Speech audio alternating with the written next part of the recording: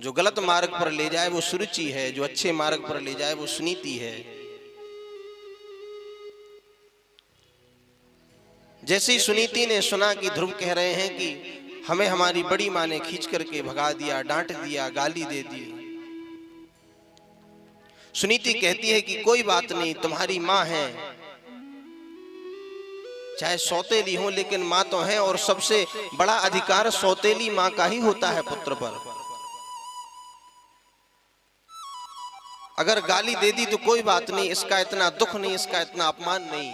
तो ध्रुव जी महाराज अपनी माँ सुनीति के सामने हाथ जोड़ करके कहते कि माँ, यदि वो हमें गाली देती तो हम सहन भी कर लेते, यदि उन्होंने हमें गाली दी होती तो हम एक बार के लिए मान भी जाते, परंतु माँ उन्होंने हमें गाली नहीं दी, उन्होंने आपकी कोख को गाली दी, आपको अभागिन कहा कि उस अभागिन की कोख से तुमने जन्म लिया है, यदि तुम हमारी कोख से जन्म लोगे तो गोदी और गद्दी में बैठने के योग्य होगे।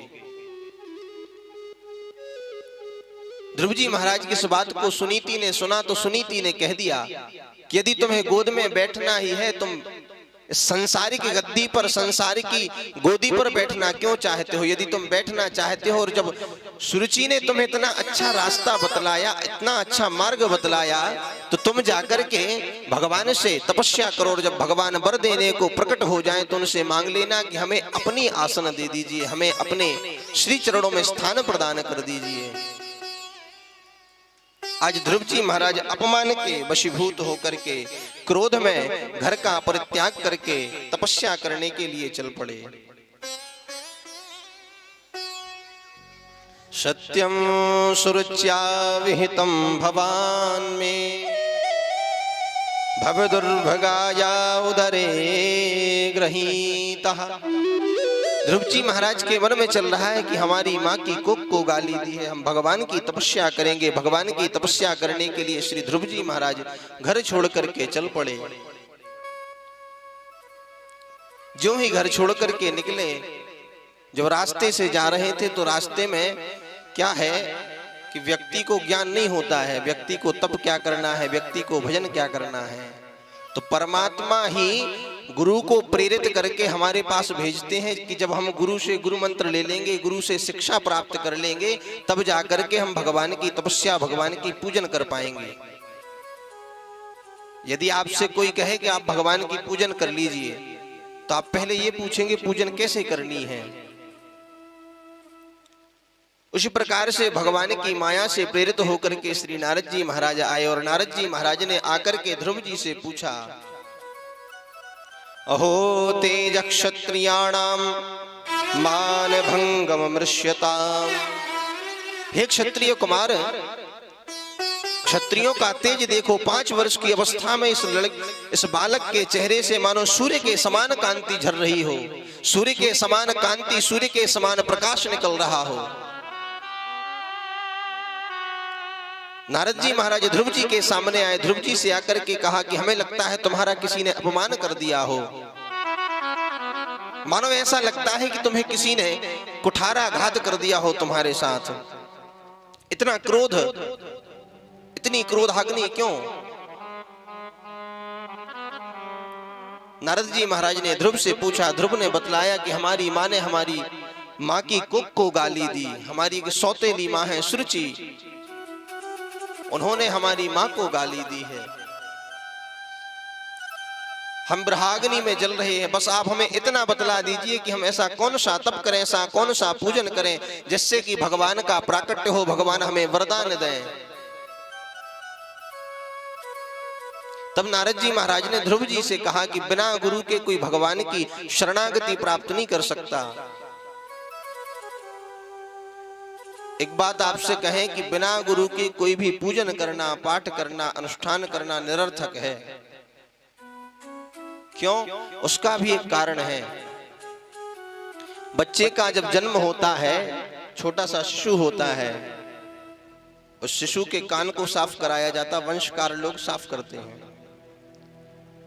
जब वो फूंक के साफ करते तो कहते ना कान फुकवाना। तो जब कान साफ कराया जाता है तो हमारा अंतःकरण अपवित्र रहता है उस वायु के माध्यम से।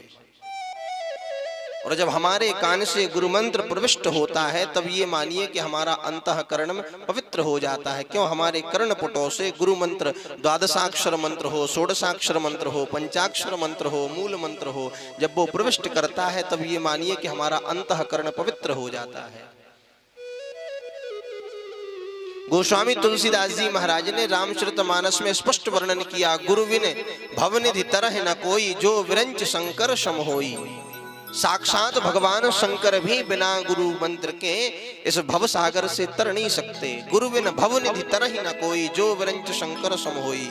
चाहे साक्षात भगवान शंकर के समान व्यक्ति हो, परंतु उस धराधाम से तब तक नहीं तर सकता जब तक उसने गुरु मंत्र ना लिया हो।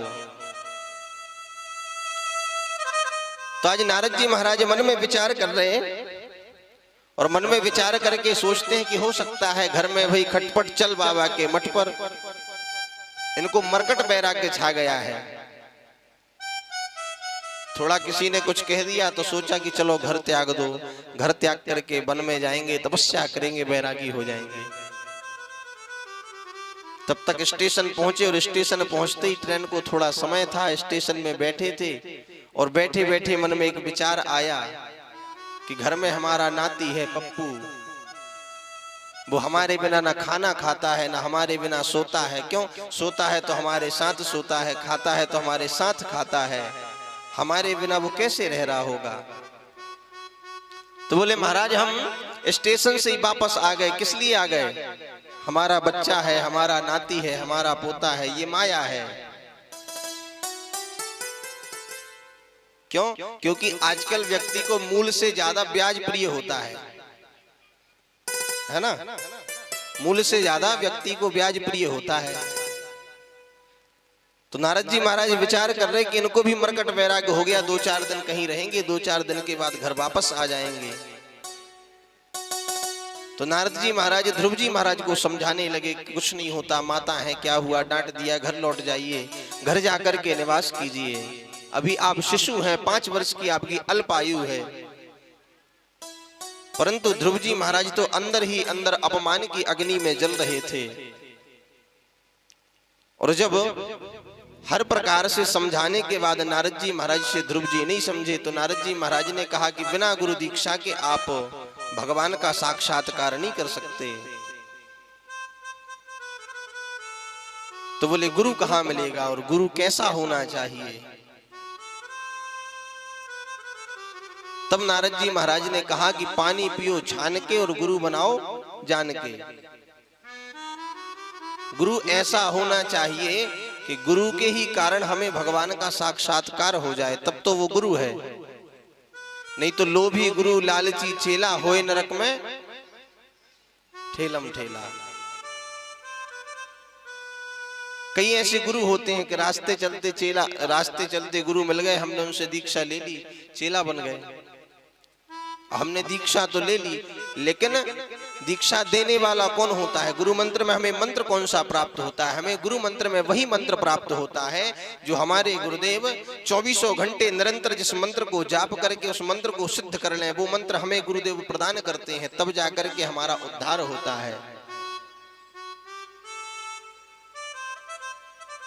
आजकल तो गली गली गुरु फिर रहे हैं, गलियन गलियन गुरु फिरे, हमसे दीक्षा लो और स्वर्ग जाए चाहे नरक जाओ, हमें दक्षिणा दो।